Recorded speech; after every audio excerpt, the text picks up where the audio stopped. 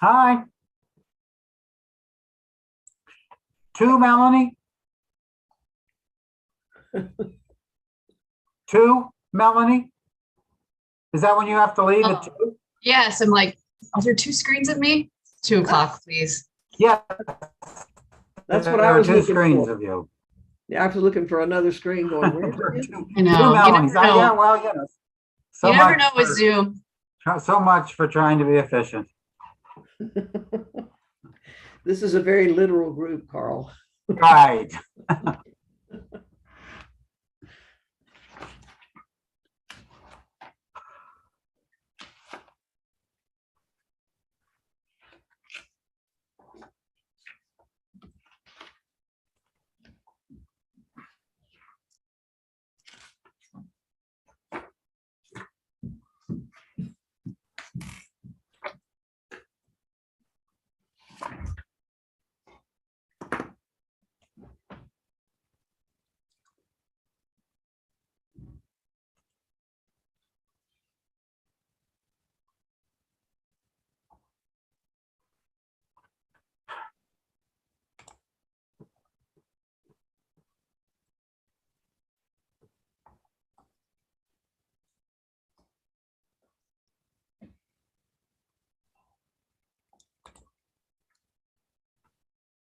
All right.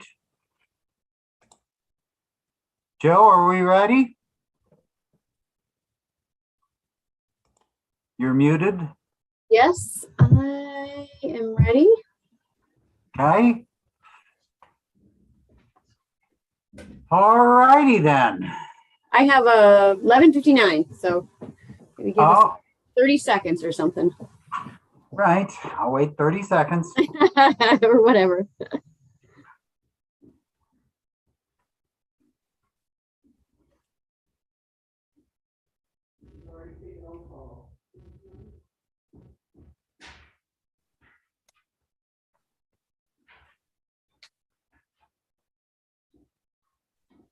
All right, I have noon. So we'll begin if that's all right. Jill, is it all right? Yep, let's All roll. right. Excuse me? I think we're good to go. Can I ask a quick question of the staff? I have Kyle and Linda in the attendees. Are they meant to be panelists?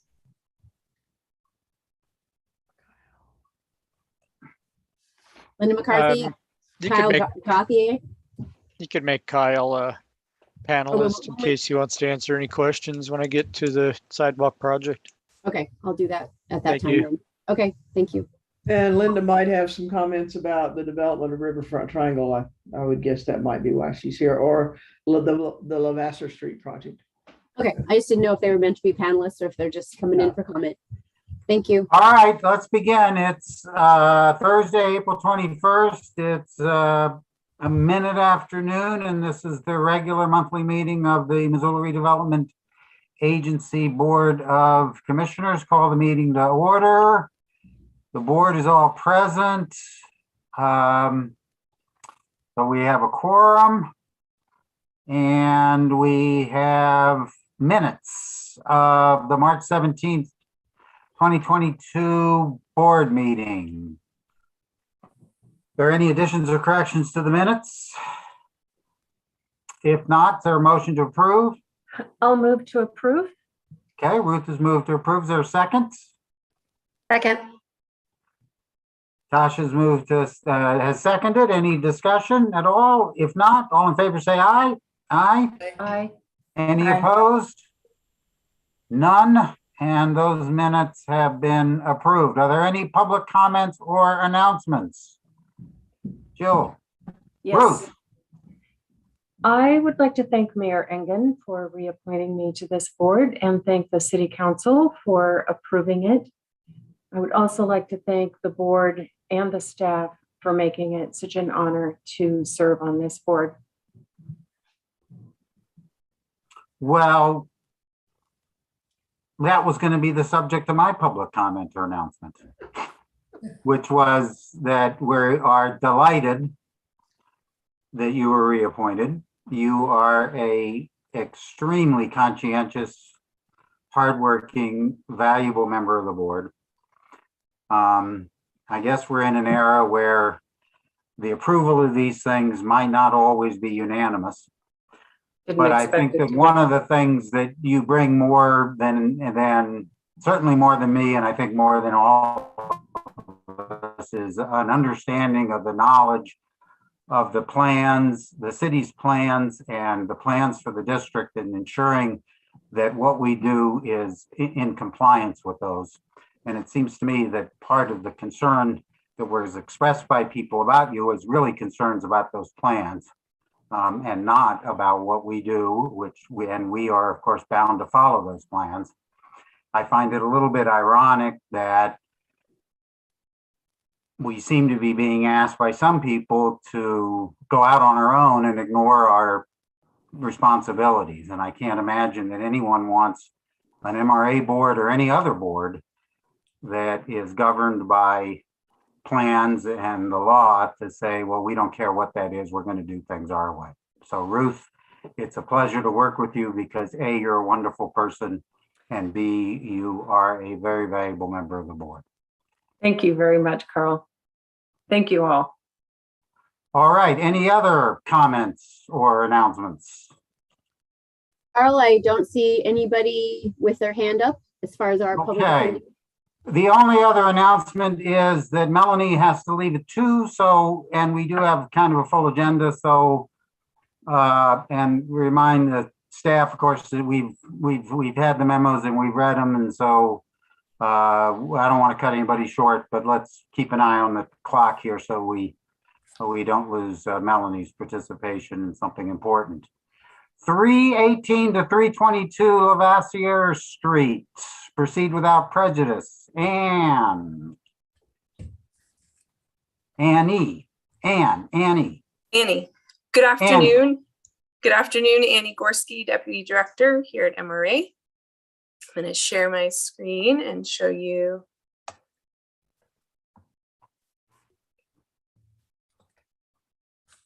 Can you see my screen? We can, okay. Or I can.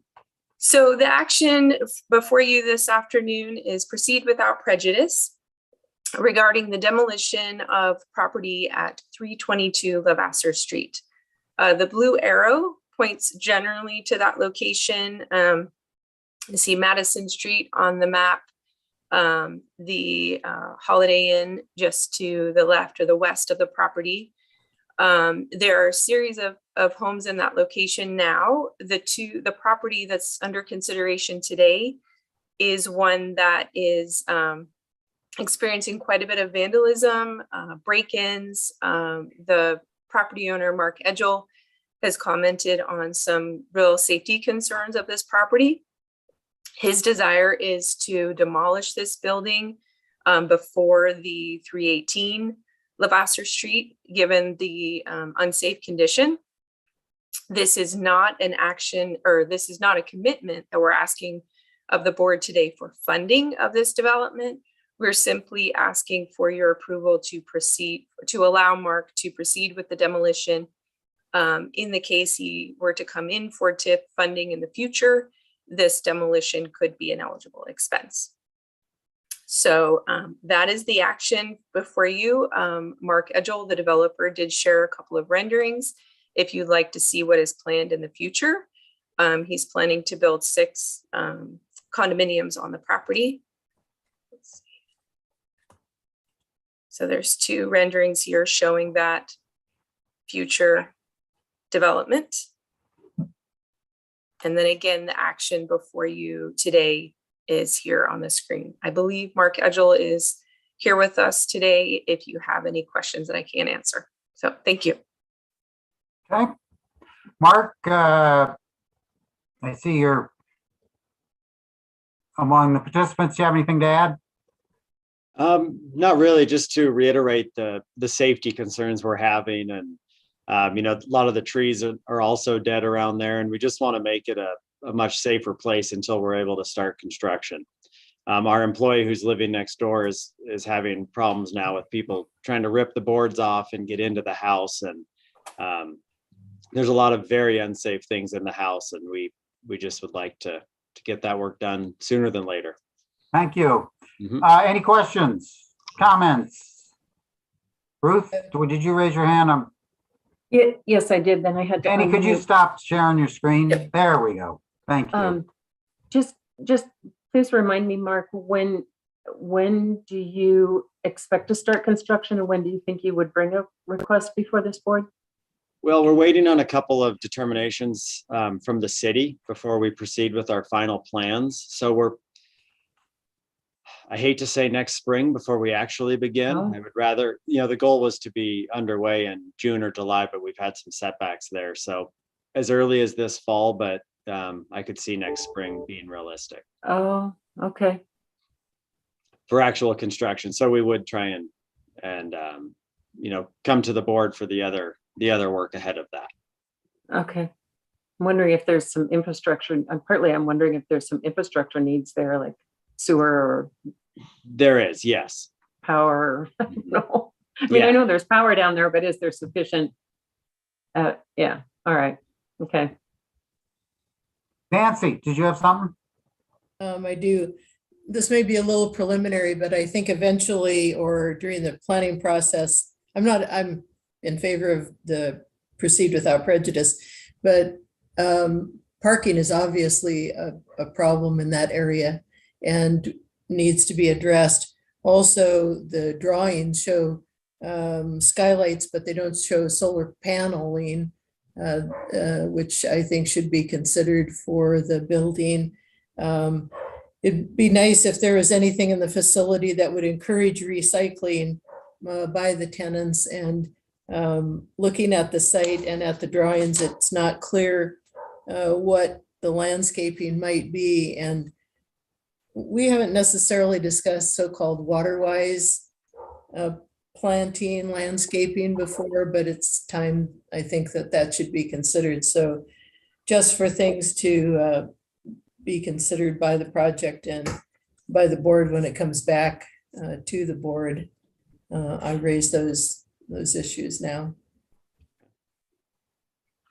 Mark, you were duly warned. Yep. Yeah, when we come forward with more plans, there's a lot more to it. This was just kind of an initial rendering. Appreciate that. On the Anything parking. else? Oh, yeah. Oh, go ahead, Mark. Nancy, for the parking, each one of the condos we're proposing will have a full 2-car garage. So they'll have, hopefully no on street, because there won't be much there. There is no room on street. Correct. Thank you. Anything else from anybody? If not, is there a motion, please? Well, yes. I would make the motion if somebody would put that up again so I could read it. I could read it. Okay, go ahead. Would be a move to approve a proceed without prejudice for demolition of unsafe property located at 322 Levasseur Street to support future development of the site of 6 condominiums on the property and adjacent property at 318 Levasseur Street. Okay, And that was that the motion? And Was that the motion? Well, can I add something, please? That motion usually contains a sentence that this is not a commitment of any future finance or future financing. So moved. Okay. Second. Is there a second? Or is there any comments, any public comments? Joe, anybody with their hands up? Carl, Yes. this is Leslie. We did have a public comment come in sometime this morning on this. I'll just Okay. read it for the Please. record. It's from Bob Oakes.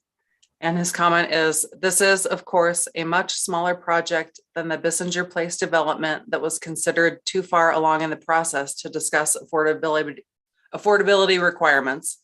But could MRA involvement now preface requirement that one of the 6 condominiums be built affordable to less than 120% AMI?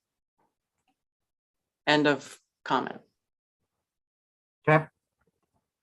Any additional comments? If not, all in favor of the motion, say aye. Aye. Aye. Aye. Any opposed? If not, the motion passes unanimously. Thank you, Mark. You're welcome to stay. You certainly don't have to. Okay, thank you very much. All righty, then let's see. Sorry. I seem to have lost my agenda. Bateman duplex. Okay. Annette, this is yours. Yes. So I just started sharing my screen. This is a follow-on project to a project that the board considered, I believe it was at the February meeting. At the February meeting, the board considered a request and granted a request for assistance at 1417 South 2nd Street. That was a project brought forward by James Lansbury. And as I explained in February, James and a business partner, Brandy Gillespie, had purchased these two properties, 1417 South 2nd Street and 1417 and half South 2nd Street. James was ready to proceed with development in February. Brandy was still looking through the numbers. In the meantime, Brandy has considered that the project is not a good fit for her, and she is selling the property to John Bateman of Bateman Construction. James Lansbury works for Bateman Construction. Bateman Construction is the contractor for both of these projects. So John Bateman is purchasing the property at 1417 and half South 2nd Street. And he has submitted a request for assistance with demolition. There's an existing dilapidated structure on the property, and he's asking for assistance in the amount of $10,680. There's a dilapidated structure on each of the properties, and it's been determined that they're really in terrible shape. Deconstruction is not a good option. However, Bateman Construction has a strong commitment to reusing and recouping whatever materials they can, rather than just bulldozing and sending it all to the landfill. So that's what they will do here.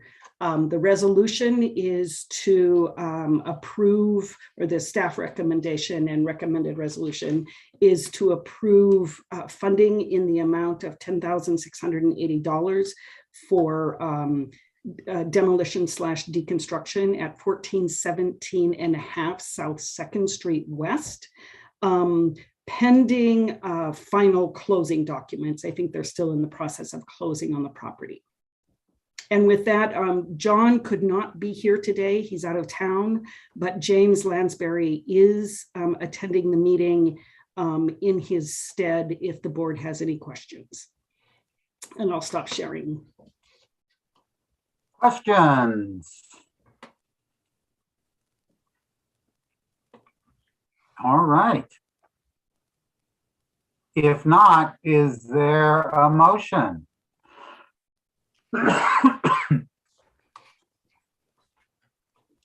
Move the board approve the request from John Bateman in the amount of up to $10,680 for deconstruction demolition at 417 and a half South 2nd Street West, pending final property purchase documents with reimbursement for eligible costs upon receipt of proof of payment and lien waivers, and authorize the board chair to sign the development agreement. I'll second that. I'm sorry, Melanie seconded it. Any further discussion? Any public comments? No public comment. Carl, nobody has their hand raised. Okay. Leslie, anything come in? Apparently not. No, we don't have anything. Okay, if not, all in favor of the motion, please say aye. Aye. Aye. Aye. Any opposed? Motion passes unanimously. All righty, then we can go on to the Scott Street Property Development Reimbursement Resolution. Ellen, this is yours. Yeah, thank you, Carl. This is something that has become pretty standard operating procedure for MRA when we're doing particularly infrastructure projects where we're paying for the engineering as well as the construction of the infrastructure pieces. And we know we're going to need to issue bonds in order to fund the capital costs there.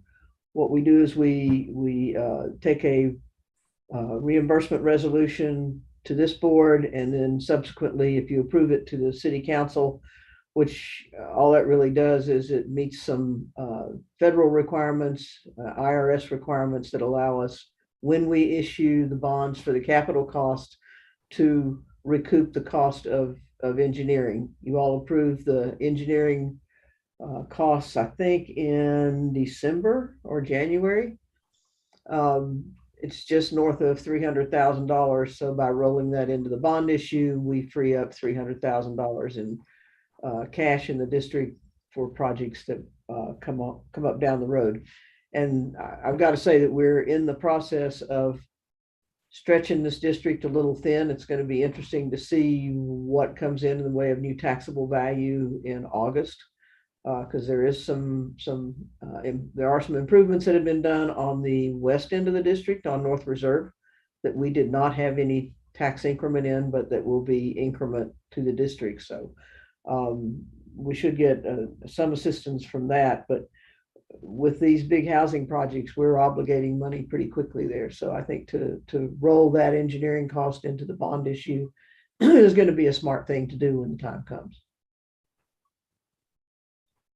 Questions? As the engineering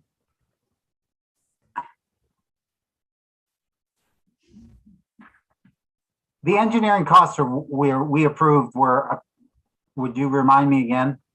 It was for WGM Group to do the engineering for Shakespeare Street, Charlo, whatever we end up doing with Palmer, and some improvements on Scott Street, and it was around $319,000. Okay, so help me understand, in section 2.03 of the resolution, there's the number of $3,640,000. Where does that come from? That comes from the estimated cost for the infrastructure improvements, and it's a really rough estimate at this point because we're just beginning design, and then putting the engineering costs on top of that, another $300,000+ with a contingency. And we put a high number in these reimbursement resolutions because we don't know yet what the real cost is going to be. So that's a maximum aggregate amount, and it's also an approximate amount, right? For this project. Okay, all right. That doesn't commit us to that amount in any way, shape, or form, right? No, in fact, I feel pretty strongly that when we get to the point of issuing bonds for this infrastructure work, we should probably roll in the $1.3 million that we have obligated for Villaggio and free up that $1.3 million in cash for the district. Okay.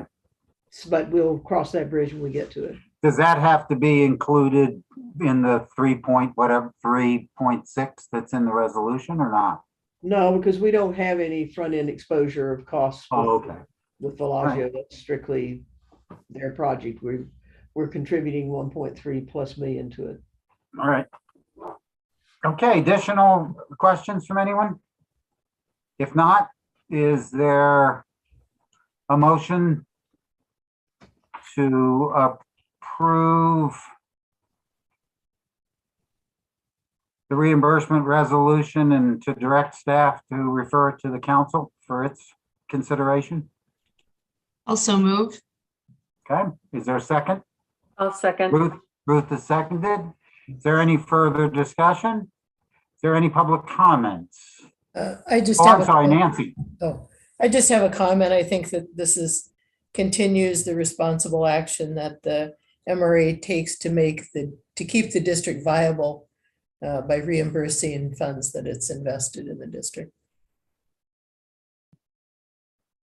I think we should read the motion into the meeting just to facilitate public comment on it. I think that we've talked about that.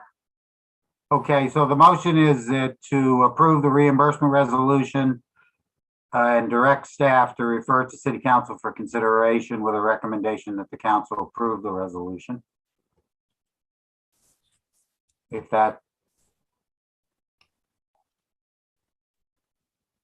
And Jill, any public comment? No one has their hand raised, Carl. Okay. Well, if not, all in favor of the motion, please say aye. Aye. Aye. Any opposed? The motion passes unanimously. Thank you. North Reserve Scott Street Urban Renewal District boundary modification. Annie, you're back up. All right. Batting 1,000 so far in your tenure at the MRA. Okay, so this is what we have before you is a proposed amendment to the North Reserve Scott Street Urban Renewal District. The three properties that we are proposing to add to the boundary are there in pink. Those three properties are where Diversified Plastics operates now. They're owned by Diversified Real Estate LLC. A similar amendment, so these properties were annexed into the city in December of last year.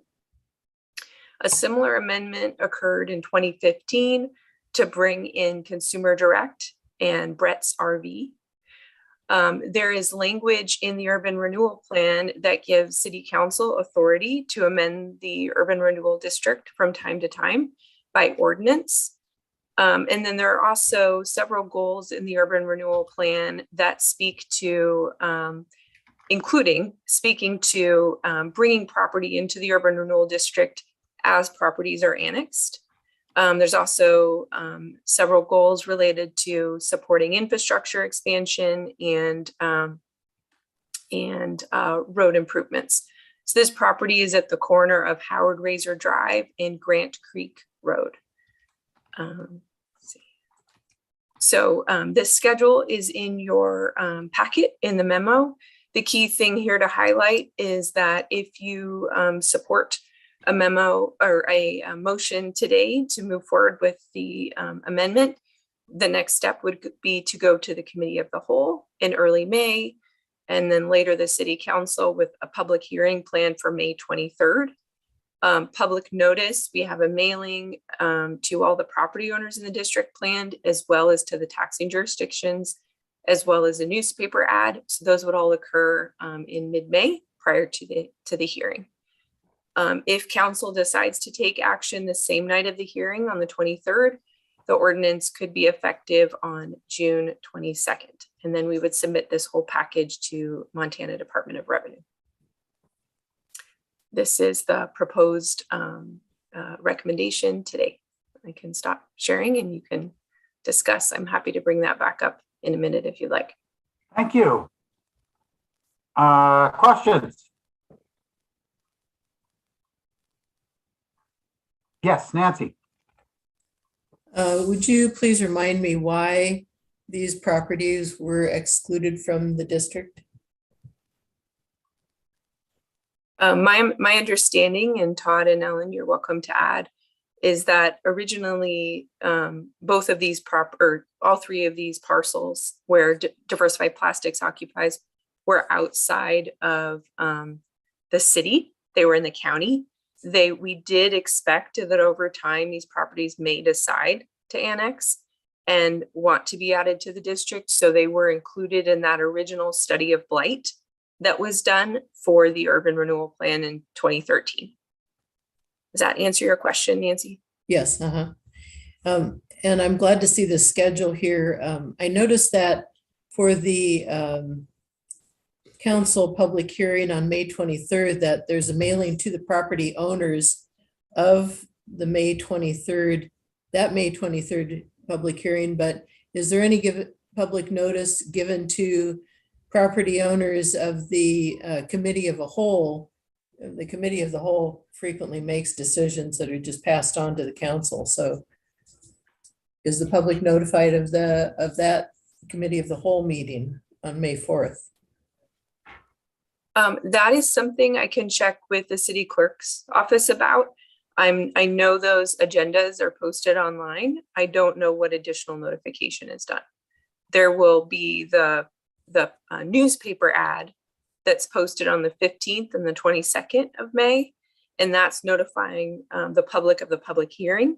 I'm not sure if there's anything beyond the notifications that go out from our website with the agenda for the committee of the whole, but I can certainly ask. Thank you. Melanie? Just curious in the map on some of the in white parcels around here, do we anticipate other these industrial companies wanting to add into the district in the future? If you can get your crystal ball out, might this happen again? Melanie, I had asked a similar question when we started talking about this. Right now, we're not aware of any other property owners that desire to be in the city. But I do have a tour planned with Missoula Economic Partnership, MEP, to go around and understand their understanding of the status of some of those businesses. And so we'll certainly continue to coordinate with them. And if we can bring future properties in more than one at a time, that would be preferred if we know that in advance. Yeah. Ellen, do you have something to add? I do. I mean, if you'll remember, when we created this district, because we did a very, very large study area because it was obvious what needed to be studied in terms of establishing blight. But we understood at the time that this would be bringing these properties coming into the city limits over time would be an extended process. And it's a bit labor intensive, and it would be nice if we could get sizable chunks of multiple properties simultaneously. I don't know that that's going to be possible, particularly with the industrial properties. A lot of those are going to have to, they don't seem to be very motivated to be in the city limits. And so they're going to either need TIF assistance to do something on site, or they're going to have made the decision that another location is more appropriate for them. So we'll see a number of these over the years if we're successful.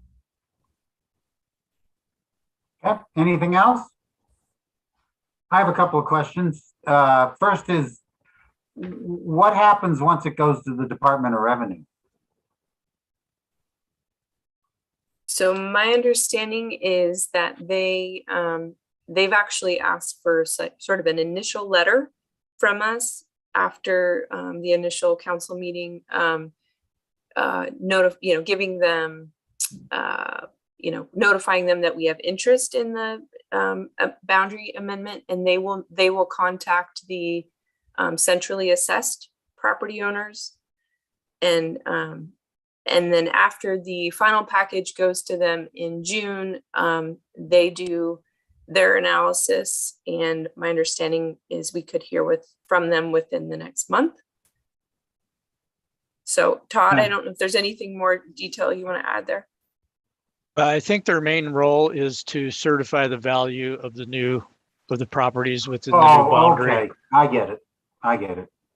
So they're not, are they re-looking at blight and all that stuff, or just certifying the value? Certifying the value. Okay. I think they're also certifying that we have given them all of the appropriate paperwork. Correct. Okay. There's a All right. checklist. And my second question that I don't mean to pry, but what are the future plans? Future plans for diversified plastics. Yes. And I'm not sure, Todd, if they were able to join us on the meeting today. Yeah, we have Catherine Foley is here from Gavin Hanks, and they are the architect working with diversified plastics. So if you want to maybe give a quick synopsis of what the plans might be there, Catherine, that would be great. Currently, we are just finishing permit drawings for a 4,300 square foot add-on to the front of the building, and an improvement to the entrance to the building. That will also include a new parking lot, sidewalks, landscaping. And the owner is also talking future plans for a new building at the back of the property. Part of the reason for the annexation was for fire sprinkler connection to the building for the new addition. And the owner is very interested in making his property look better. And we are hoping to have another application to the MRA for site improvements, because there is a lot of required site improvements for the changes to the site. But staying commercial industrial. Yes, and they have also been growing quite a bit and adding new employees throughout. I think the past year has been quite busy for them, and this is why the owner is talking about future plans to add a larger building at the back of the property. Okay, that's interesting. Thank you. Any other questions? Just one other If not, comment. yes. One other comment. Part of what this has triggered is that there's a bit of a realignment of Grant Creek Road that's part of the master plan for this area. And so we'll be looking at how their frontage on Grant Creek Road impacts our ability to get that realignment ultimately done. So it's not a straightforward, okay, the sidewalk's going right here and that's that. It really starts to implement parts of the infrastructure changes that are recommended in the master plan. Okay. Anything else? If not, is there a motion? And Annie, why don't you share the screen again so we can see the motion that staff recommends? I'll make the motion with a minor change on it. I move that the Missoula Redevelopment Agency recommend the City Council adopt the resolution of intention to amend the North Reserve Scott Street Urban Renewal Plan to include additional property in the district and calling for a public hearing in support of inclusion of real property identified and owned by Diversified Plastics, Inc. Okay. Is there a second? Okay. I'll second. So we've made our proposed resolution specific to the specific request, which is probably good. Any additional comments? Any public comments? Well, I don't see any hands up from the public. All right. If not, all in favor of the motion, please say aye. Aye. Aye. Aye. Any opposed? None. The motion passes unanimously. Third, 3 Southern Sidewalk Project, request to award construction contracts. Todd? Yeah, thank you. Getting my screen ready here to share.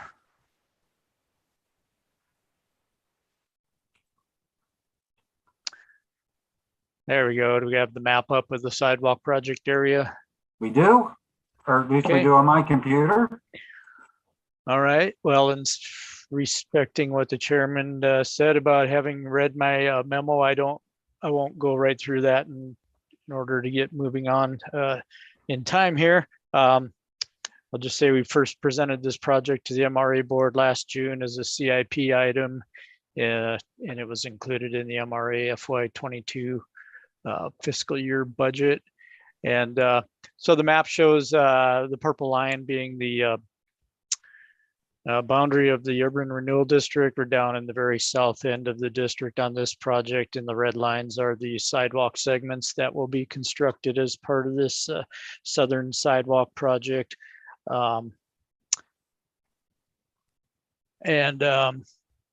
Yeah, so we advertised for bids at the beginning of the month, and we received 3 bids, and the low bid was submitted by Shadow Asphalt in the amount of $298,572.50, which was about 5% below the engineer's estimate, which we were pretty we're happy to see this number, especially given kind of the bidding climate these days and the availability of contractors. We feel good about getting that number. And MRA has worked with Shadow Asphalt the last couple of years on our sidewalk project in ERD2, the second and third street sidewalk project, and then again the following year in District 3 on the northern sidewalk project phase 2. We feel we got a good product from Shadow Asphalt. We came in on time and a little under budget. So we look forward to working with them again on this sidewalk project this summer. DJ&A has reviewed the Shadow Asphalt bid and found it to be responsive, correct, and complete, and has submitted a letter to MRA recommending that MRA award the construction contract to Shadow Asphalt. And therefore, the staff is recommending that the board move to award the construction contract for the ERD3 Southern Sidewalk Project to Shadow Asphalt Incorporated in the amount of $298,572.50, and authorize the board chairman to sign the construction contract and authorize staff to sign the contract documents to award the contract and proceed to construction of the public improvements. If there's any questions, Kyle or myself be happy to try and answer those. All right, questions? Could sorry, Todd just, Nancy. oh, sorry. Todd, could you just comment on some of these, some of the parts of the project appear to be outside the district, but adjacent to? Is that right? Well, like the east side of Schilling, it's right on the border of the district. The boundary line is the outside right-of-way line of Schilling Street. So we're just right on the boundary of the district. Does that answer your question? I thought there was more than one spot. So Nancy, you might remember a number of years ago, we did an administrative amendment to District 3, and we've used this method in all subsequent districts of running the boundary rather than down the center line of a street. We ran it to the far right away from the back, so that we weren't in there doing a sidewalk on one side of the street, but we couldn't do it on the other. So all of those boundary lines run on the exterior right-of-way line of the district itself. Okay. Thank you. Somebody else. Melanie, did you have your hand up? Yeah, I just had a quick question. The last time we looked at this project, we talked a lot about that street north of 39th and that stretch and how much pedestrian traffic is on it. And I do believe I just noticed that that empty lot no longer has the for sale sign on it. Is there movement to develop that corner parcel of South Reserve and 39th? I'm hoping for intel here, which leads to the need for this sidewalk expansion is where the next step of my thought was going. Well, we haven't heard any specific plans there. I've seen the for sale sign. I don't know, maybe it's back up. I haven't looked. I drive by there pretty regularly. Maybe it came down. I can't really tell you for sure. Okay. So there's no project pending that we'll see in like 2 months or anything like that as of now. Nothing on our radar screen that I know of right now, but I mean, the plan here is to connect. We just acquired the easement from the property owner there on Door Lane, a 6-foot sidewalk easement, or not on Door Lane, on 38th Street. That'll connect Door Lane to the existing sidewalk. I don't know if you can see my cursor at the apartments there. I think this is called the Wilson Apartments. Chris Bean did that project a couple of years ago, and they put the sidewalk in. So we do have an existing sidewalk back behind these apartments, and we'll be connecting to that, which will eventually lead into that vacant land there and provide pedestrian access into the south end of South Crossing. So it's kind of an out of the way sidewalk segment, but I think it can provide some good access as the district fills in along South Reserve there. Okay, anything else? Todd, the memo mentions a public open house in February. Did you get? Yeah, Get a lot of feedback or? not particularly. We had one property owner show up. We don't have a lot of property owners in this project. A lot of the properties along 36th Street are rentals. And so I think who showed up was a property owner. Had some questions that they wanted to get answered. However, DJ&A is kind of reaching out to the folks along where we will be doing construction, working with them on removing encroachments, and there's some tree removals that need to take place that interfere with the sidewalk alignment.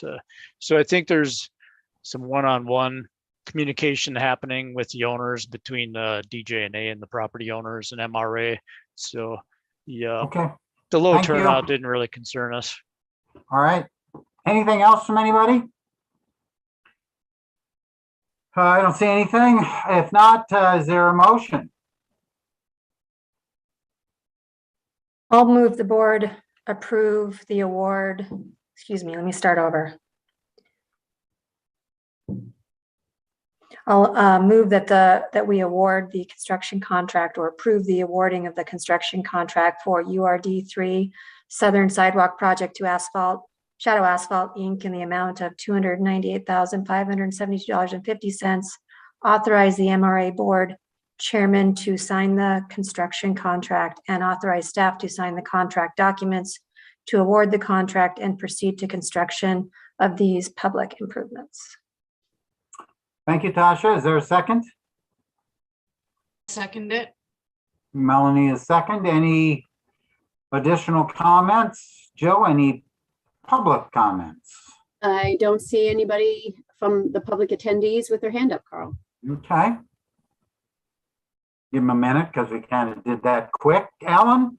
Yeah, I will say that Yep. we really weren't sure we would get any bids on this or that they would be even close to engineers' estimates. So Todd was skipping down the hall the afternoon that they opened the bids. Yes. Well, next time we're going to demand that we see that. Get the video out. Jill, did the notion of Todd skipping down the hall raise any public comments? All right. If not, all in favor of the motion, please say aye. Aye. Aye. Aye. Any opposed? Seeing none, the motion passes unanimously. All Thank you. right. We are done with our action items and we're going to get an update on the Riverfront Triangle. Ellen, Sure. are you introducing our guests or? So, yeah, we have, I think, we've mentioned in earlier director's reports that we've had a number of different groups who are interested in picking up redevelopment of this area post-pandemic shutdown, which really stopped the project in its tracks, obviously. And we have a development group that has been doing a lot of due diligence over the last several months, and are to the point where we felt like, and they felt like they wanted to come before the MRA board and then ultimately to city council to let people know what's going on, what their interests are, and what their intentions are. So this is a really very kind of brief, broad overview of what, how they want to proceed. And I will tell you, and I think I've mentioned this before, probably the most impactful part of this proposal is that they want to master develop all of the property and have been establishing the relationships that will allow them to do that. And we've worried for a long time about how you would do, say, the hotel piece of it with the 2 levels of parking under that if you're not doing the rest of the riverfront, which needs to sit on subterranean parking. Can you possibly build them separately? What kind of mess does that create? How do you interface with the plaza area? what happens up on Broadway, because that corner of Broadway and Orange is in separate ownership if only the Fox property is developed. So I'm pretty excited about this. And we have Dean Bosaki and Sadek Darwichi. I'll probably just messed your name up terribly, so I apologize. It's okay. With us, and I'm going to turn this over to them to kind of walk you through what they're thinking and where they are. Thanks so much, Ellen, and it's a pleasure to meet you all. My name is Sadek Darwich, and to my right is Dean Bosaki. Nice to see you all. Ellen, do you happen to have that slide deck, or that could be shared with them? But what we want to do is we want to just do a quick overview of our development team. We wanted to talk to you all about sort of how we approach projects in general. And then we wanted to talk to you a little bit about the diligence that we've completed, what our work plan is, and our perceived timelines. And then we'd be happy to answer any questions that we can answer at the time. And so sort of jumping right in, we're Capital V Partners, we're a real estate development team, and we primarily focus on lifestyle projects in the Mountain West region. And the Mountain West region is important and near and dear to us because both Dean and I grew up in rural towns and in ski resort towns. And we have a legacy of community-focused projects and believe that better living projects and community priorities, they don't need to be mutually exclusive. And so in addition to that, what makes us really unique is that we're also operators. So a lot of developers, they'll come in, they'll develop a project out, and then they'll turn it over or sell it. But we believe in operating a lot of our projects. And so because of that, we tend to look at things differently. We tend to look at longevity. We tend to think about how are these projects going to operate? How are they going to live? And how are they going to breathe? We have more or less 30 years of investment and development projects. And we've built and realized a portfolio of projects that includes, a broad array of concepts and sizes, including multifamily, hospitality and hotels. Yeah, it's on the third page. Thank you. Commercial projects, retail projects, and industrial projects. So we have a lot of experience around a variety of different areas. We feel that this project sort of meets and checks all of those boxes for us. And that's a little bit about our development team. Do you want to touch on the core competencies? I'll take that. Talk to philosophy. So the other thing that I think is important to share, the next slide, is sort of our core operating philosophies, which anytime we approach a development, it's really important for us that each development is authentic. So we look to design and develop projects that are authentic and timeless to the surroundings. So we looked for cues and how are they going to fit into the landscape of a particular community or a particular area. Community is also very important. How can we incorporate community? How can we activate the space through community? What are the cultural nuances and how can we improve the lifestyles in a safe and affordable way for a particular community within the development? Additionally, I heard earlier somebody talking about sort of innovation as it relates to energy efficiencies using solar panels. So we oftentimes will look, how can we be leaders in environmental initiatives? Several projects that we did prior to LED lighting being very popular were 100% LED lighting because we understood that that was sort of the way of the future and that could bring down the operating costs of the building and that it was a lower long-term operating cost. It was environmentally a better way to go. Parking solutions. We've done the first sort of lift parking and automated parking in many of our buildings. So those are sort of our core sort of operating philosophies: to be authentic, community-focused, innovative, and then, socially responsible through our corporate structure. And as Sadek mentioned, we do have a focus in the mountain, rural, town communities.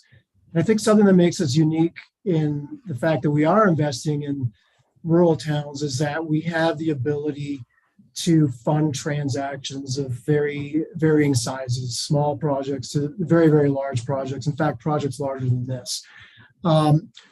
Our capital largely comes from an established base of investors who've invested with us in the past. Sadek and I, as principals of Capital V, invest in our projects personally. We have a network of family offices that have invested in us historically, and then small professional investment firms, again, who've invested with us. Our lead investors are well aware of this project. We briefed them on our progress, our enthusiasm, and believe me, they're as enthusiastic as we are of this project. In addition to equity financing, we'd use traditional bank financing, which a project like this would certainly not be uncommon. We've met with some of the regional banks to Missoula who are very excited and obviously very intimately familiar with this project as well. They are eager to be a part of our capital structure. In our history combined, we've done over $2 billion of projects of the scope and nature, as Sadek mentioned. And a good chunk of those have been in very tough environments. Tough projects in tough environments is something that we've built a reputation on. And I think it's a great segment to actually talk about the next slide. Thanks, Annie, which is our approach to this project. It's no surprise to anybody here that the Riverfront Triangle has been a challenged property for a variety of reasons. A pandemic, not the easiest thing to develop around, but for other reasons as well. It's been a challenged property. And I think this project is a perfect marriage of our ability to take on the tough projects and get this project done and transform Missoula's downtown core. Through the philosophies of our investment and development strategy that Sadek outlined, we are looking to bring a very vibrant, community-minded hub of activity to Missoula's downtown core. This will be an economic flywheel, providing tons of opportunities and tax revenue to the city, as well as a culturally minded experience that also provides much needed housing opportunities to families of all income levels. Parking, we're committed to providing, as well as some really exciting retail concepts that we and others that we've spoken with in the Missoula downtown region feel like the downtown core could really use. As we talk about some of our potential retailers, we get really excited about the prospects for the city and be delighted to share those ideas with you at the right time. And building on that, there has been a lot of work and a lot of time and a lot of energy that has already gone into this project. And so it's not our intention to just wipe the slate clean and sort of disregard all the energy that has gone in there. But we believe that the best path forward is to make minimal changes to this project, as minimal as possible. Having said that, we do think there are some opportunities. What Ellen mentioned is that we're looking to master plan this. And when you look at master planning a project, it gives you the opportunity to start to consider what are some of the form and function. And I mentioned earlier, we like to operate these. So we started looking, how is this building going to live? And so we want to try and address some of the back of house issues that we saw. We also want to try and address a little bit more of a separation between pedestrian, sort of street level, where pedestrians and bicyclists and others are going to sort of engage in this, and how parking and traffic flows through this project. So those are some of the areas that we're looking to modify and change. But overall, the project is going to have the same programming of hotel, event center, parking, residential, and office and retail. We're just going to see how we can enhance upon those ideas that have already existed. And allowing us to do it in a master plan approach is what's really going to help as a differentiator. The other opportunity, you guys know, there's a myriad of sort of factors that are impacting developers today, supply chain issues and rising costs. And so we're going to also look, how can we get these things in line and some of these budgetary numbers in line so that we can actually sort of achieve the development of this project.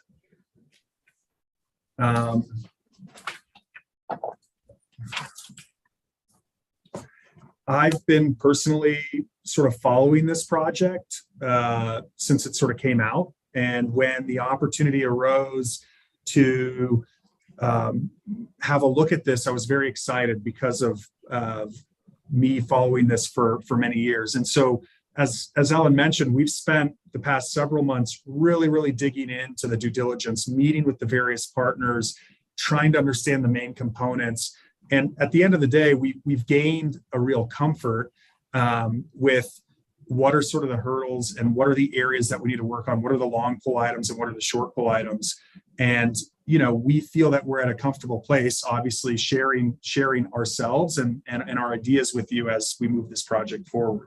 Right. Yeah, and I think just to tack on to that, in meeting with not only Ellen and her team, the transparency that we've received from everybody who's been involved with this over the years has been fantastic. Obviously, given the track record and the history of this project, a lot of the unknowns are known for us. We've had the benefit of stepping into a lot of, for instance, the environmental work that's been done to get comfort with all of the diligence that's been done over multiple years. So it's kind of a unique place for us to step in and develop our diligence plan. Sadik and I are leading our diligence efforts personally, given the importance and magnitude of this project. So we spent a lot of time in Ellen's office and various other key constituencies' offices over the last couple of years, gaining much needed insight so that we could develop our diligence plan. And at this point, we feel like we're in a great spot to spend the next few months working on our identified paths forward to complete our diligence, working with partners like Ellen and her team to take care of some of the city's open items regarding this issue.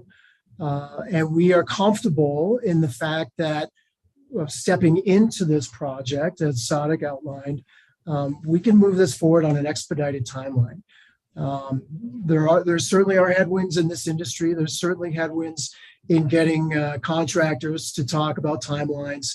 And but the nice thing about this project is it's been on everybody's radar for so long that when you do talk to them about it, they're willing to shift other things aside and make it a priority as well. So we feel pretty good about trying to be in construction mode in Q2, Q3 of next year, so 2023.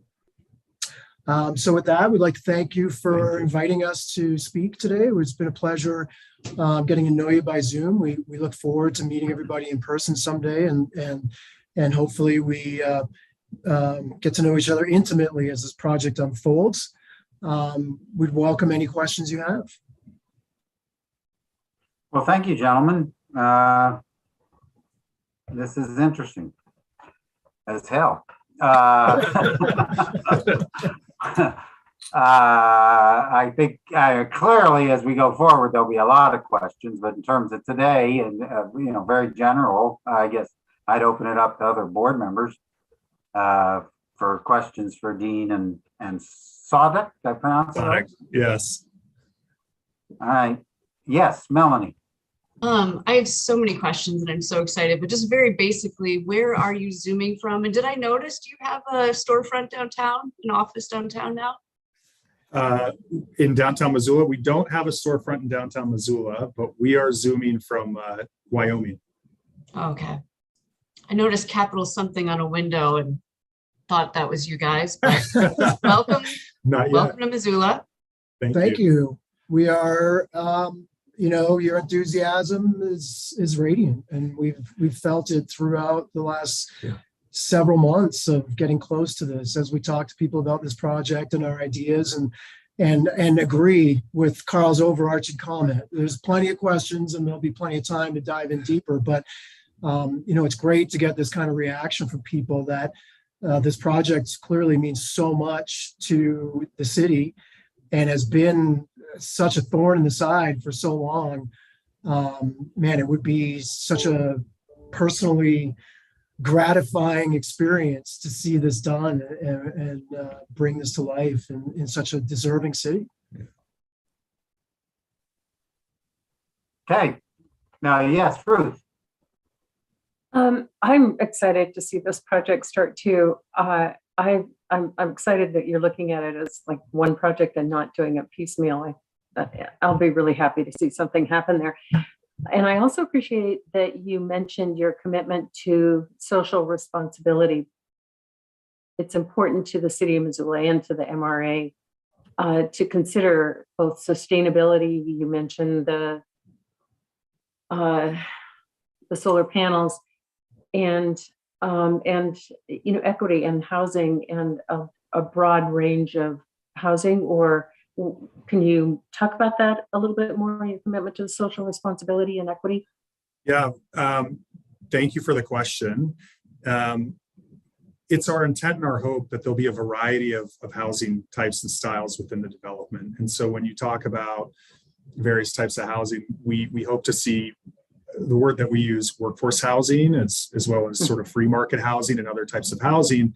But in addition to that, in looking at the event center, how can we incorporate additional community attributes and aspects into the event center and into the overall development as well? So what we want and what we hope at the end of the day is that we have a vibrant community. It's not our intent to just have, people own units in a development where the lights are out 9 months out of the year. You want to have activity, and you want to have a variety of cultural attributes, and you want to have people experiencing this from all different types and walks of life. So, that's the intent. While I don't have exact numbers or unit counts or things that I can share with you, that's certainly the direction, the intent, and that's our intention. Thank you. My pleasure. So I have a couple of questions along those things. Is it, and I know it's early on, but is it your intention to manage the property once it's built? It is certainly our intention to have an active role in the management of the property. And that's not to say that we're not going to rely on additional local or regional partners to assist us there, but it's not something that we're going to build and turn our backs and walk away from. And remember, there's so many components to this project. Right. So there will be the right partner for the event space. There will be the right partner. Well, we believe internally we have the right team for the hotel space. But with this much retail and just back of facility management, it's going to be a big team. Yeah. Do you envision that team put together before you start construction, or? I think major components will be in place before construction. There's a lot of upfront questions about overall design, operations, and things where you need the input of your ops team to make sure you're making the right decisions up front.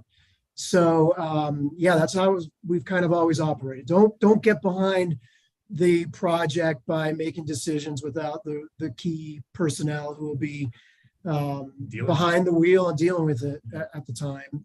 You need their input up front. Working hard right now to identify those partners.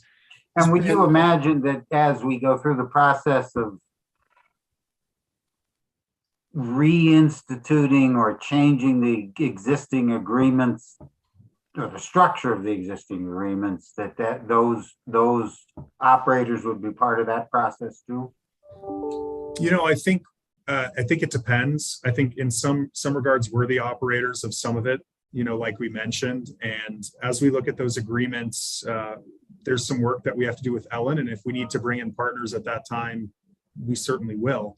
But I don't want to put the cart before the horse. I think, the main and the large major ones we're certainly going to work with. And don't forget, the construction timeline on a project like this is not a 12-month sort of project. It is going to be, over several years. And so some of the other partners and the smaller partners are going to come in at later dates, assuming that we meet the criteria that maybe they've laid out for us. And we may put RFPs and other things out to determine who our final partners are going to be in some of the smaller parts and pieces. Right. But no matter how that plays out, I think one thing that's fair to say is it'll always be Sadek and myself as managing the total project, being the face of the project and sort of the last line of defense for dealing with yourselves, the public, and everything in between.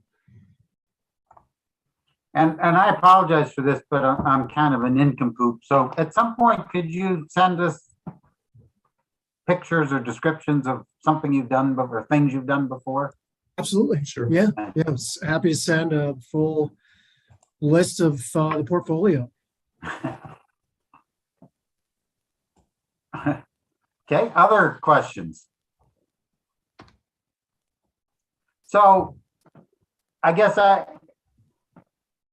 want to I want to say a couple of things if I can, if there aren't other questions from other board members. First of all, I appreciate you guys coming now or, early in the process. I think it helps us. And I think in the long run, it'll help you too. Although it will expose you to maybe what you call the tough environment, maybe for a little longer, but I think it helps answer questions. And the more we do that, the better off we are. And I think I just want to take a minute here and remind our board and also anybody who's listening that the city's been working on redevelopment of this site for 30 years and entertained multiple proposals over that time that didn't come to fruition for a variety of reasons, including the last one that it took a worldwide pandemic to stop.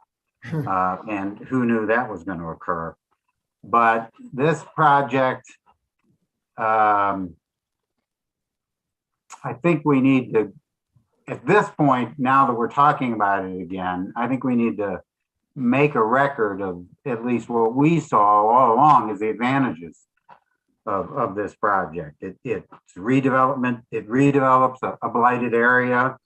As you guys have talked about, Ellen talked about, as you talk about master developing the entire site, minimizes the construction disruption, maximizes the efficiencies, and also makes it easier on the city to figure out how it is we do the infrastructure that's necessary for something like this. I think, as you probably know from your work already, housing is an issue in Missoula, a significant issue, and we see here the opportunity to develop a significant number of new residential units. And as you guys have talked about here, across a variety of income levels. And also those units will be located in close proximity to the downtown, which is how you maintain the viability of the downtown into which we have put so many resources. And of course, it adds to the hospitality industry downtown with the hotel and a meeting space. And we haven't even really touched today too much on the idea that there's going to be a new performance system, a performance space or convention center or whatever we're calling it, that I assume is still part of the project. Absolutely. This project enhances the Riverfront trail system into which we have put so many resources for so many years.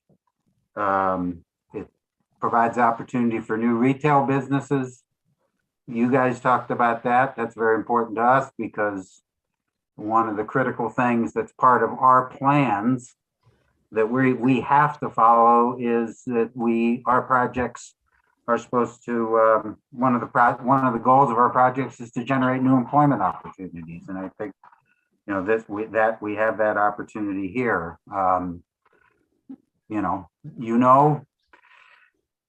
We know there's parking is a huge component of this.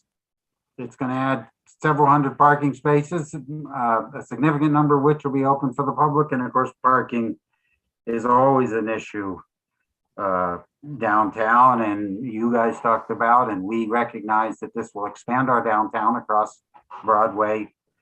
And last but not least, for a tax increment financing district, you're going to generate some tax revenue that will pay for the infrastructure needs.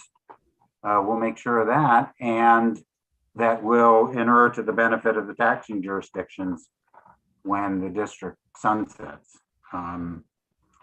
So I haven't been around for all of it, but we've been at this, as I say, for over 30 decades, for over 3 decades, 30 years. And in that process, we've done a lot of work. I mean, we cleaned it up. Yeah. And I think, Dean, you mentioned that the environmental stuff looks good. That was a significant development, and I think a good piece of work on our part to make this project viable.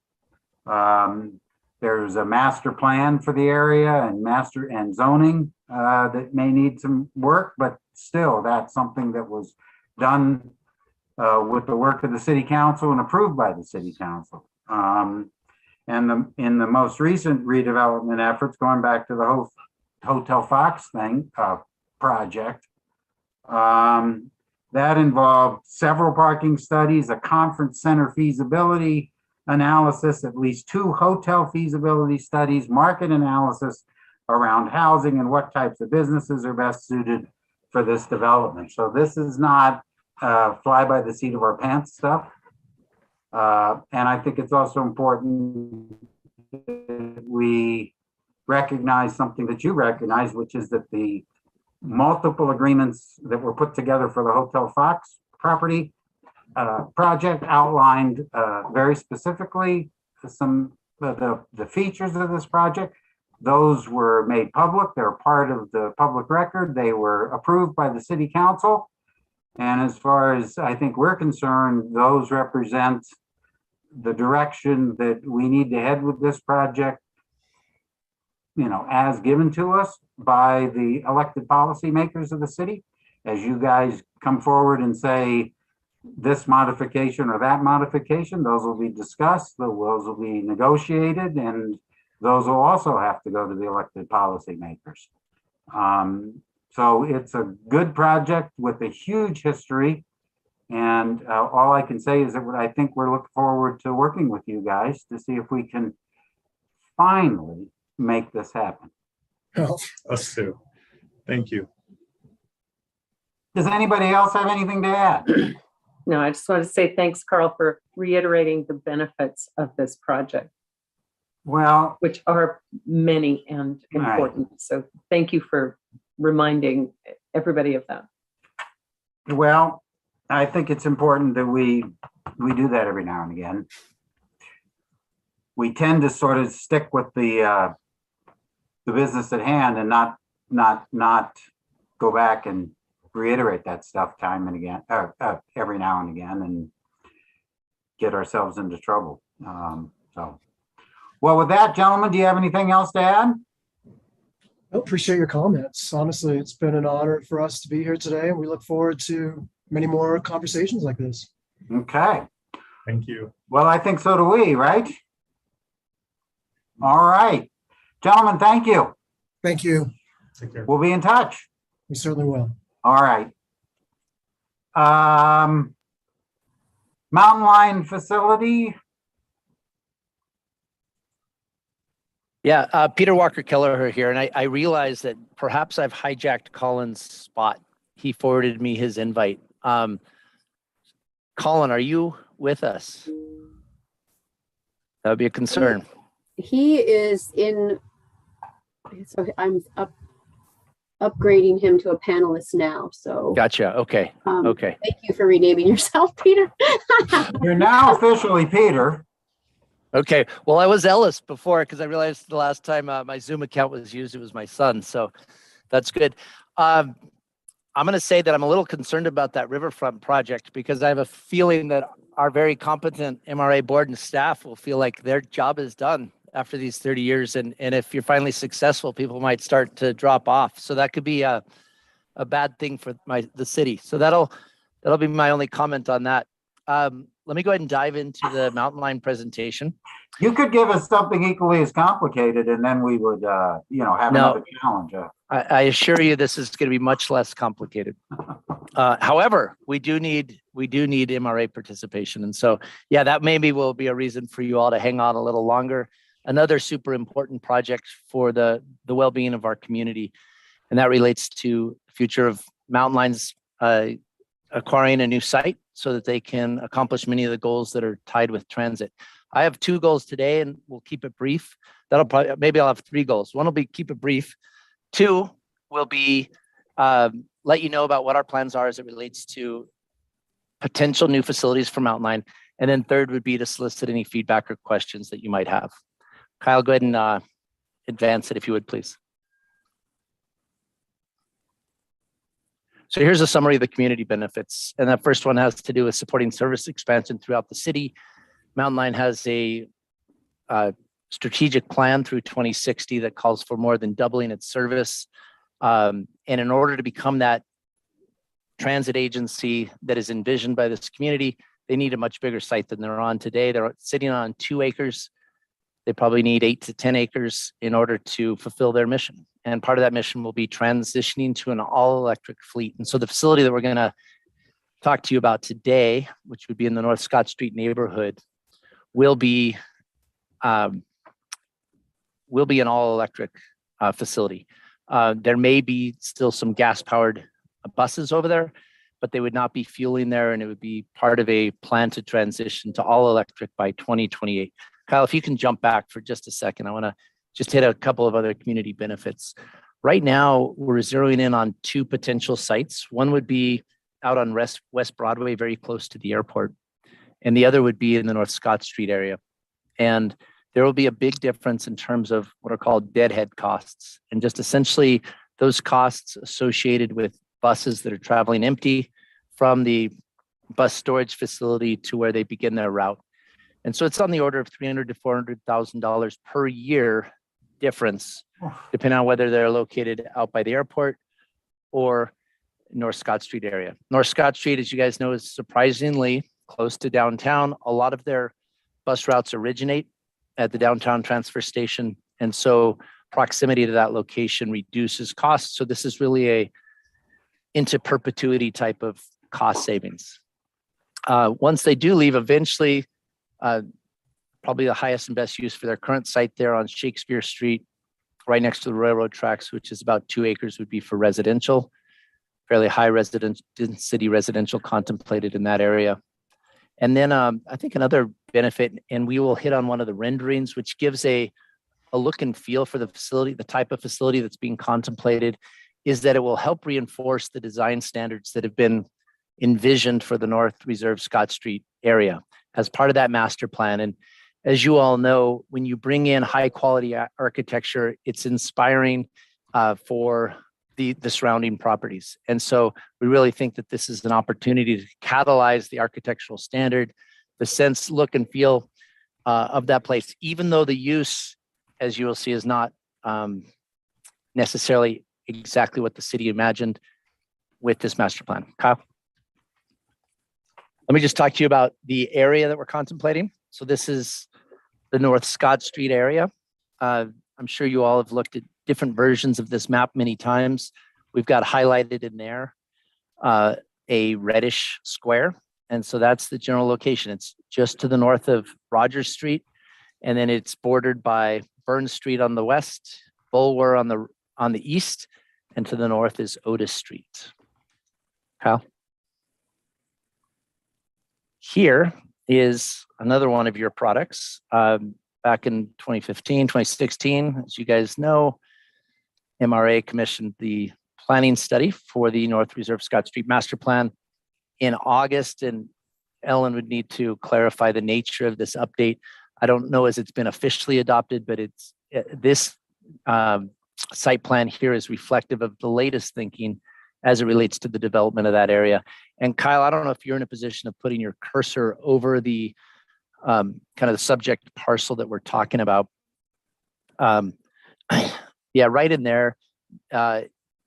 He is essentially hovering over what was a red square previously, that area. On the west, you've got a collector that runs along Burns Street, and then down along right parallel to the railroad tracks is Turner Street. And so that collector street does not exist today. It's contemplated in the master plan. And the subject site that we're targeting as it relates to the master plan was residential and a live work component. Kyle, and you guys can jump in at any time if we're going too fast. Now we're zooming in to that actual site where we were looking at that red square rectangle earlier. Again, it's Otis on the north, Rogers on the south, Burns Street on the west, Bulwer on the east. We will get the letter D into the word Rogers. That's it's not something we've corrected yet. This general concept in green, that is the bus facility. There's bus storage on the southern part. On the northern, there's 8 different mechanics bays. This is a facility that'll accommodate the needs of Mountain Line through 2060. On the north there, it says future housing on parcel 7A. It's essentially a 120-foot deep parcel of land. So that would be the remnants left over after acquiring land from the city. I have not done a good job of articulating who owns this land today.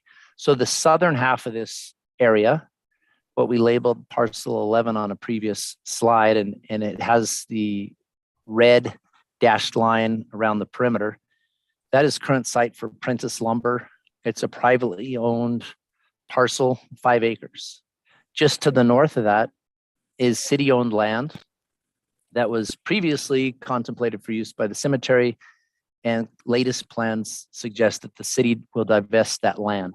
And so we are really going to be working with the city to acquire a portion of that parcel so that this entire facility could be built as shown. A couple of components here that I think are particularly relevant to MRA as it relates to the master plan, North Reserve Scott Street master plan, and the ability of Mountain Line to help implement that plan would be, this would be a big step forward in terms of that north-south collector road along Burn Street. It would also be establishing that local street, Bulwer Street on the east. This plan is contingent upon above ground or above bus storage parking area. So I don't want to get into the weeds right now, but we will come back to things as if the board has questions. I want to keep it high level. Kyle, you can jump to the next one, please. So this is one rendering, and there have been no design decisions. This is a rendering that was developed by our teaming partner, Stantec, that does transit facility design all over the country.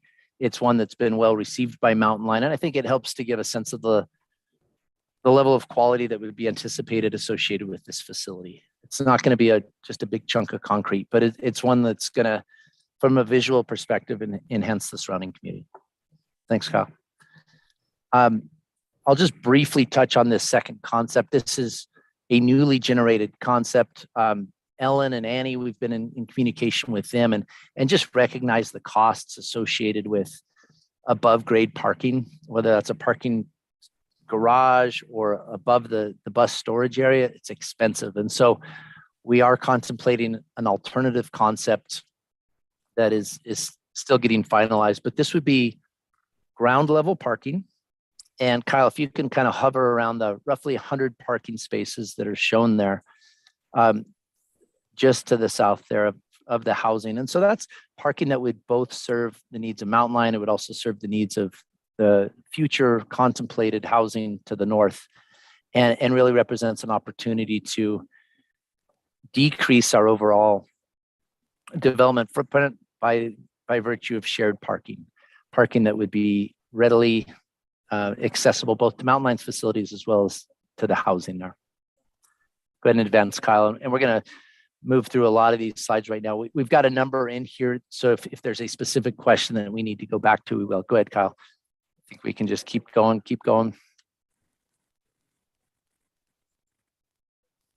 Let's just touch on this briefly. And want to say that, we appreciate Ellen and Annie's involvement. One of the things when we met for lunch a couple of weeks ago that was clear is that the need to have an alternate route for these buses. We're going to have hundreds of buses daily going back and forth to this bus storage facility. And obviously MRA is putting a ton of effort into developing a lot of housing along in that whole area.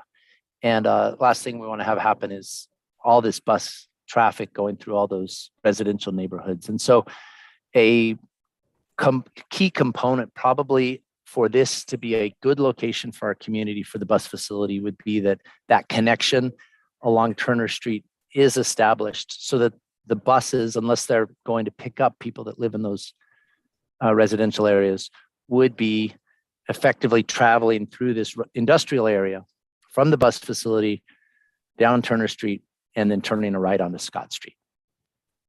Kyle? Keep going. Keep going. One more. All right. Let's talk about FTA grant application. There is a Federal Transit Administration grant that's due at the end of May, and it's one we are targeting. Anticipate putting in a competitive application for this facility in that area, provided the various pieces fall into place. One would be city's approval to purchase a portion of their land. Another would be the current owner's willingness to sell. And so far, both of those appear promising. The maximum award that's allowable under this particular funding is $54 million.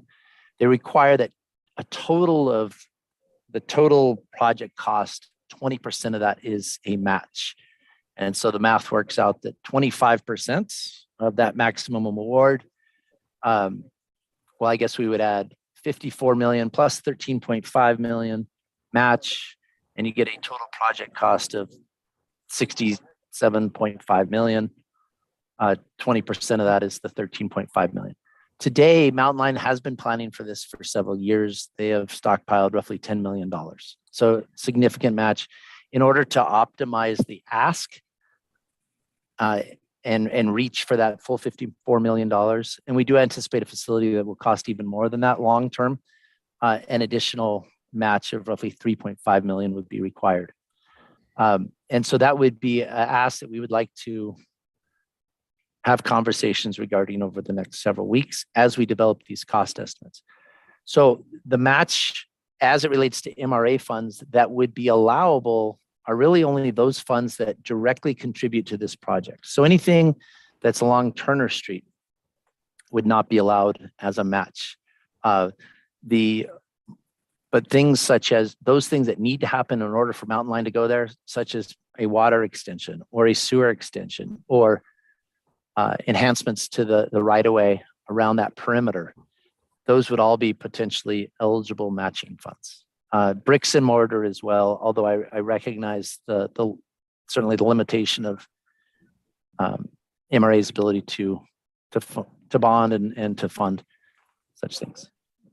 Kyle? So timeline, big picture between now and May 31st, we are looking to solidify this funding application. We would like to come back before this board in May at your May board meeting with a specific request for approval that you would have time to contemplate in advance. That we are doing an infrastructure assessment right now that will allow us to better clarify what the needs are and MRA's opportunity to support this important project. And that's, I think I failed on my first goal, went a little over, but let's see if we can accomplish goals 2 and 3. Questions? Yes, Tasha. How long does it take to know the results of the grant application process? Love that question. Easy. By the end of August, they'll let folks know. And I should say, we'll make it a little more complicated, that there's always, chances are better than not that we will be unsuccessful. Nonetheless, it gets us closer. It helps us refine. And I think there's a very good chance a year from now, there will be another round of funding. So it's not a all or nothing, but it is that first very promising opportunity.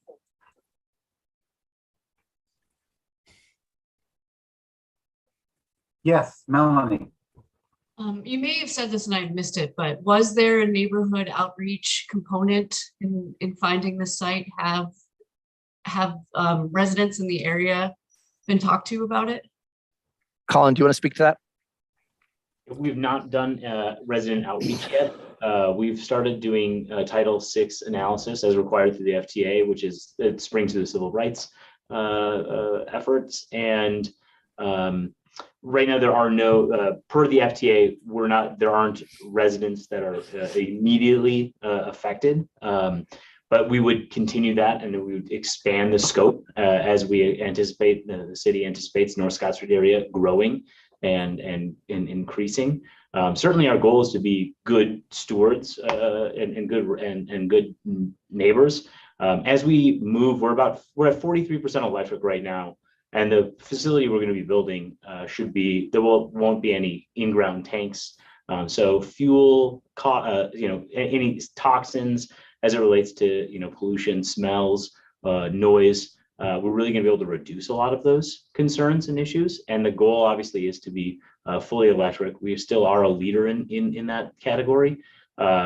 But we really do just need to secure and see if this is an option to build on that location. So looking for support as the iron is hot right now. There's a lot of support for Mountain Line, and right now we're trying to build on the momentum we have as Transit System of the Year. So we really do want to, we've been highly encouraged by the FTA to make sure we get our foot in the door this first funding round following the IIJA funding. Yeah. And Colin, correct me if I'm wrong, but there will be no diesel buses accessing this site. Is that correct? There will be no fixed route diesel buses that'll be operated out of this site. That's the anticipation. That's our plan. We're also concurrently going in for 10 more battery electric buses this funding round in May. Unfortunately, the technology is not there yet for us to do our paratransit, to operate paratransit. With an electric fleet. We think we're about 2 to 5 years out. The industry just hasn't built battery electric buses at that size that can create the range that we need to serve our community. But we are coming close, and we have a fleet transition plan that'll get us there by 2035. Thanks, Melanie. But the idea for the housing nearby is dependent on the fact that it's an all electric fleet, isn't it? Are you asking whether it makes it more compatible to have housing nearby? Carl, is that your question? Yeah, well, more compatible, period. I know if you're talking about 1,000 diesel trips a day with people living next door, that's one thing. But yeah, I guess that's my question. I think if Mountain Line were not transitioning to an all-electric fleet, I think it would be tough for us to try to say this is a good location for that because of the noise, because of the emissions. However, given the planned transition to all-electric fleet, I think it makes it very compatible with surrounding uses. And I just want to add one point. Currently we have 89 buses that roll out of our facility a day. So we would anticipate 89 trips out and back. So under 200 trips would be coming through Turner as anticipated under current expanded operations. So with our expanded services, following the mill levy and support for expanded services, we're still talking under 200 trips out and back a day. Obviously that changes if we get to BRT in serving Midtown, downtown, and the spine of the city. If we get to bus rapid transit, that increases a little bit, but the idea of those would be, they would be charging on route. So it certainly reduces that. Yeah, so the impact is not quite as large as the scale as we've discussed. Other questions? Well, thanks for the heads up, gentlemen. We'll see you in May, I guess, huh? Sounds good. And thank you all for your continued service with MRA. Yeah, thank you. All right.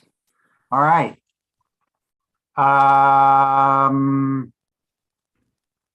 Communication plan update. Ellen, or are you? Probably me, Carl. Jill.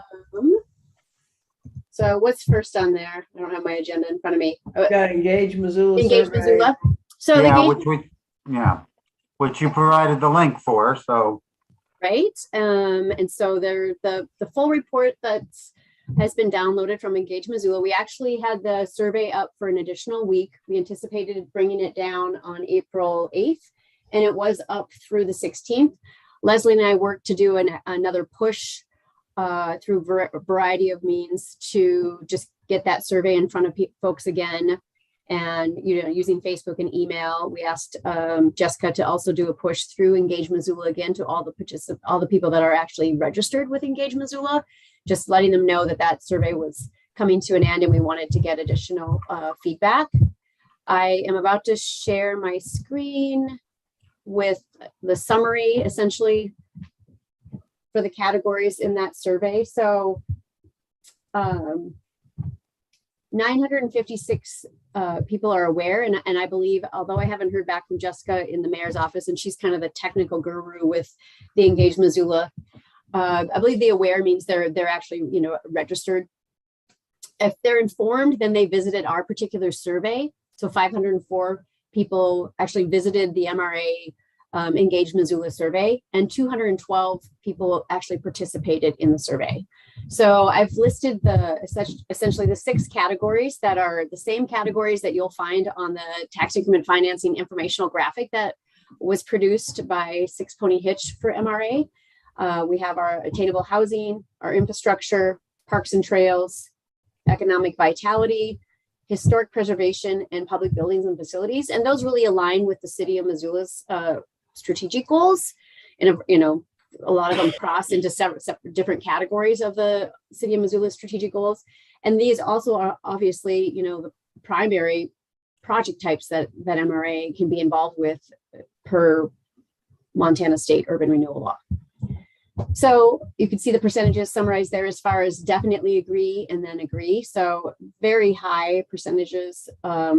Typically, obviously the top 4 where we had the 63% definitely agree are going to be attainable housing, infrastructure, parks and trails, and public buildings and facilities, where folks really felt that they definitely, or an additional 20% of those agree. So we're really happy with the results of the survey. We're really super happy with the number of people that were actually participated in the survey.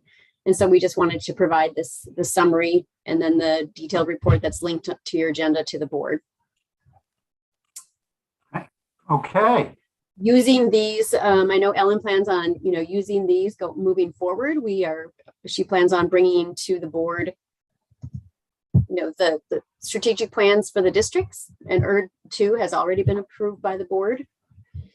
So that is my update with that. And then my second update is regarding the communication specialist position. We have concluded our interview process, and the panel has made a recommendation, and that recommendation is now over in the Human Resources Office, and they're doing their due diligence in that process. So hopefully we will know in a week or 2 the results of our next, you know, communication specialist. All right. Thank you, Jill. Questions? Any questions for Jill? Yes, Ruth. If we saw 212 people at a public event in one space, that would be a lot. But I'm wondering, how does that 212 participants in the survey compare to other surveys that have been out on Engage Missoula? Do you know? Actually, Ruth, I don't know. I would have to check in with Jessica. That's right. I was just curious, and I'm also curious, how do we know how representative those participants are of, you know, maybe a broader support in the community? But I don't think there's any, but I'm not a survey expert. Is there any way to know that? Or these just are the people who care? So I totally agree. I think in my experience with just this first time using the Engage Missoula survey tool, I think it's great. I think there's just a lot of questions. You just brought up 2 very important ones. My, you know, also question would be like, when do we ever see the results? Are those ever available to the public? If I participated in a survey, I kind of would want to know, go back and see, well, what did my other residents feel? So yeah. I'm happy to start a list. I've got one already for Jessica, just some questions. And I know the Engage Missoula software itself, that tool that we're using, we're moving into the next step as far as like really looking at what we can use that for as far as deployment. Like, can we look at the diversity? Can we look at the results? Do we have a better way to get that into a variety of folks' hands to use it if they want to? So please email me any suggestions or questions would be great from the board members, and ideas. We're always looking for those. I'm glad we're using it. And I know every time I go onto the Engage Missoula, I find something that I didn't know was there. It's like, oh, maybe I should take a look at this too. So Right. There was just a housing survey that came out. So if the board members have not, or the folks listening on the public have not registered on Engage Missoula, it's kind of cool because you don't have to participate in every survey. But if you're registered on the site, then anything that goes on there, you'll get an email saying, hey, we just posted something. Right. The one I just did was again about actually it was about the shelters and whether or not additional security in the neighborhoods around those shelters is effective. And so it was a great survey. And like I said, I would highly encourage folks to register and sign up because it's just going to inform you about different surveys that we're doing at the city. And if you want to participate, you can. If you don't want to, then just delete the email. Okay, anything else for Jill on this? Thanks, Jill, for that Good. report. Ellen, director report? Ellen, your director's report? Sorry, I forgot I was muted. Yeah, you have a pretty robust director's report in front of you because there's a whole lot going on right now. But one segue from what Jill was talking about, I talk about the downtown streets projects and how we're trying to kind of coordinate Front Main conversion, Higgins from Broadway to Brooks, and the the impacts of the Riverfront Triangle redevelopment on the Orange Broadway Main intersections. I would encourage you, if you haven't done so, to go on Engage Missoula and take the survey associated with the Higgins Broadway to Brooks project. That survey is going to be pretty important. It's been pushed out to a lot of people, and I suspect if Joe were to check the results on that, because of the nature of the project and the number of people and projects or properties that are impacted potentially by any reconfiguration of Higgins, you probably find much higher numbers than 200 responses. I don't know that, that's just my gut feeling. But we've had some really productive talks with MDT, and I give Jeremy Keene full credit for all of that. He's worked really well with them for us to try to find a framework within which city's goals and MDT's goals can be addressed on these bigger street projects. And I think that it's going to result in a good system that could become a model even for the state. I mean, we in Missoula, as you well know, have really pretty strong ideas and plans about what we want our community to be, and they don't always jive with a lot of some of the other agencies with the state. And so this is kind of a model. It'll be an MOU, and I think it's going to let us get through projects like what do we do at Broadway and Orange, and and the Brooks Corridor project will be much easier to facilitate with MDT if we're able to put this into place. So that's pretty exciting, and I do encourage you to go on Engage Missoula and take that survey. There's some interesting alternatives for Higgins Avenue. I don't know that there's anything else in this report that I need to elaborate on, unless you have some questions about any of the items, but I do have one new announcement that's pretty exciting if there are no questions about what's on the balance of the director's report. Well, I think you've probably lessened people's appetite for more questions in light of your. Sorry. Yeah, but are there questions? You can ask questions. Are there questions first, or has she whet your appetite so much for the new and exciting things that you'll just forego them for now? Okay, get to the new and exciting stuff, Ellen. They're all exciting. But I mean, MRA's been working on this project since long before I even showed up in town. So it is pretty exciting. We got the green light day before yesterday from Washington companies and MRL to move forward with feasibility evaluation and preliminary engineering, if it proves to be feasible, to take the railroad trestle over the Clark Fork River right now on the Bitterroot line and create a dual purpose facility there that turns it into a bike ped trail, but also is done in a way that doesn't permanently preclude that trestle from having rail uses on it, should there be a desire to do so. I guess my question for you is that this this is the top priority project in the strategic exit plan for ERG2 that you approved last month. We'll of course need to do an RFP to bring the folks who know what they're talking about on board to figure out if this is feasible and how we go about doing it if it is.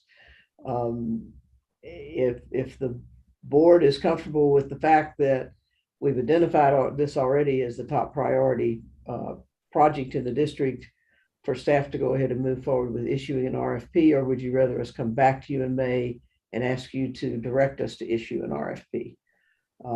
I'd like to move this along quickly. We know that from our discussions around the strategic exit plan, we have a lot of large projects we want to accomplish between now and 2031. And if we're going to need to issue bonds, we need to do it sooner than later. So I'm just throwing that out there, and we're happy to bring it back next month for you to tell us to issue an RFP, or if you're comfortable with us doing that, of course, once we do it and have a response, that has to come back to you to fund. So when Ellen talked to me about this, I realized that a lot of times we look at this beforehand and approve a staff issuing an RFP. But in light of the fact that we've already said this is a top priority and there is no commitment, and we don't need to worry about staff sort of running amok with RFPs so we don't get good responses to them, I thought we could do this without board action to issue the RFP. Obviously, there's no commitment of funds until we get it and decide to commit the funds. That was my thought. And I don't know if others agree or not, but Nance, I mean, you've got the most history here. I just thought it was a piece of staff work that they had the authority to do, and particularly in light of the fact that it's fully in line with what we approved as our priorities. Yeah, I think it'd be, I don't have an objection to issuing the RFP. I think the difficult part of issuing the RFP is to adequately explain how complicated the final project needs to be that you want the RFP to address, especially if it's to maintain the trestle as something that can be reconverted or used for train travel. That seems to be a difficult concept to work in with a bike pedestrian bridge over the river. But I wouldn't object to the RFP being issued now. Anybody else? Okay, Ellen, you can issue a complicated RFP. Thank you. And now, although your time, you missed the opportunity before, any other questions about Ellen's director's report? Okay, seeing none, budget reports, is that what's next? I'm sorry, I've lost my agenda again. Yes. There we go. Oh, status reports. Yeah, budget status reports. Joe, anything to call to our attention that out of the ordinary, or?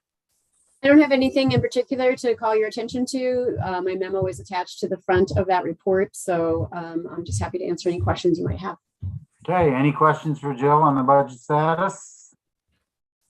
Or on the staff activity reports, which I think is the next issue, am I correct? I appreciate that the staff activity reports are actually close to being up to date. Leslie worked really hard on those for you, Nancy. She was pestering all of us. I did. And I did look at them. Thank you. We know that you cracked that whip. And going back, I appreciate the comprehensive director's report, Ellen. Thank you. Yeah.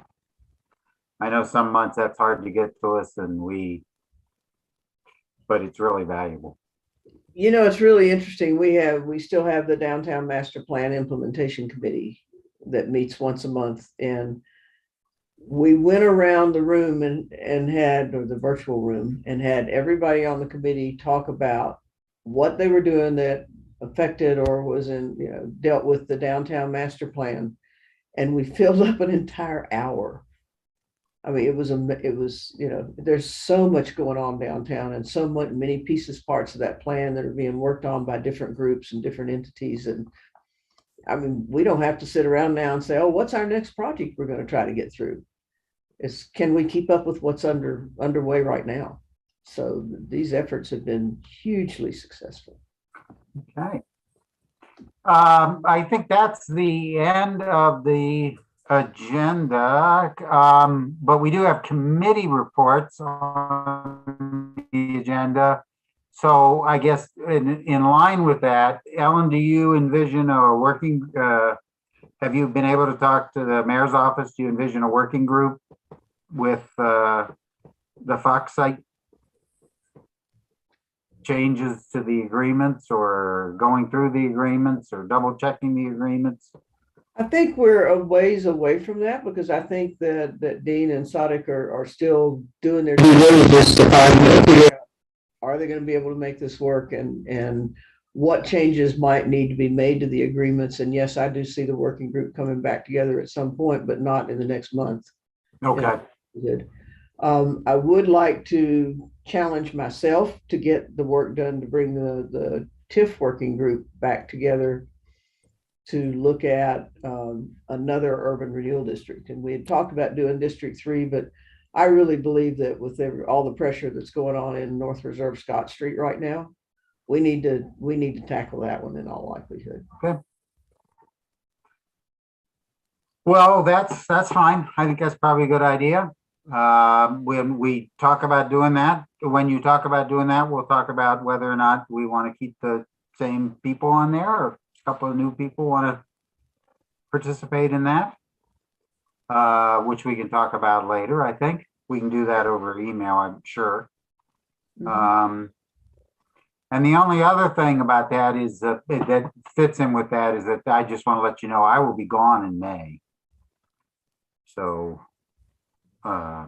so how much in May? From the 6th. I'll tell you why I'm asking, so you can answer appropriately. But we need to take the ERD2 exit strategy to City Council. We haven't done that yet because we were waiting for. Ben was out the whole month of April, basically, and I think. And I was gone a couple of, yeah. The first Right. opportunity in April, you were gone. The rest of April, she was gone. So we're focusing on early May. So will you be here? I leave the 6th and return the 26th. Okay, I'll figure it out. Okay. And if somebody else needs to we can do it on the 4th, because the real discussion is at committee. Oh boy. Okay. And if you want to put it off, we can put it off. No, let's get her done. Okay. We can get her done. We just need to put together the facts and figures, and maybe we can put together maybe a PowerPoint quick enough, but well, I think it's important to buttress that with the facts and figures about what's gone on in the district and where we are, et cetera, so that when someone says, well, why are we building sidewalks, or how many sidewalks have you built, or et cetera, we can answer that question. Okay. Right. And I think we can handle that. Okay. And I think you had some talking points that you wanted to emphasize, so you and I'll get together and figure out what all we want in that presentation. Yeah, and I mean, unless somebody tells me differently, my talking points are the same as they've been, which is that we operate according to the plans. And if somebody thinks that we ought to spend money only on sidewalks, then somebody needs to change the plans.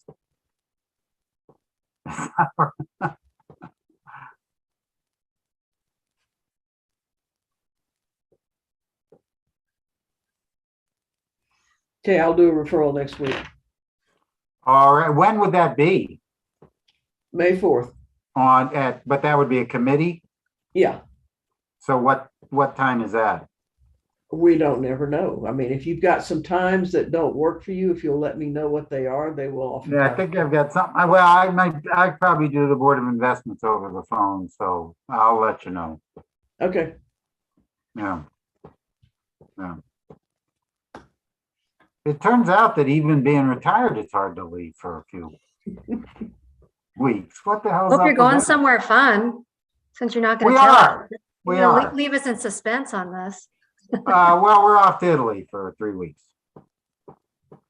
So it should be fun. Manja. Yeah, Southern Italy. So I've learned how to say limoncello. All right, anything else? If not, Ellen, progress on might we meet in person? I've not heard anything yet. They're All slowly right. getting the conference rooms equipped, so hopefully it's not going to be that much longer. Love to see you in person. All right, everybody take care. Unless somebody else has something, we are adjourned. And Melanie, you got 2 minutes. Thanks very much. All Have a right. good weekend. Everybody, Bye. Thanks. Good meeting, guys. have a great rest of your week.